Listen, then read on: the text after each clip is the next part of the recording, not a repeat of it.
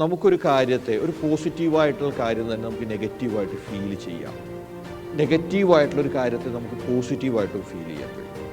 ഒരു ബിസിനസ് പരാജയപ്പെട്ടു, എന്താണ് അതിനർത്ഥം?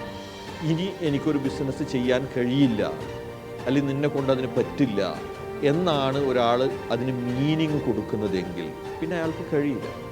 അതേസമയം ഞാൻ ഇതിൽ നിന്ന് ഒരുപാട് പാഠങ്ങൾ പഠിച്ചിട്ടുണ്ട്, ഈ തെറ്റുകൾ ഇനി ഞാൻ റിപ്പീറ്റ് ചെയ്യില്ല, അതുകൊണ്ട് എനിക്ക് ഇനി ഈസിയാണ് എൻ്റെ ബിസിനസ്സിന് മുന്നോട്ട്, കാരണം കൃത്യമായ പാഠം എനിക്ക് ലഭിച്ചു.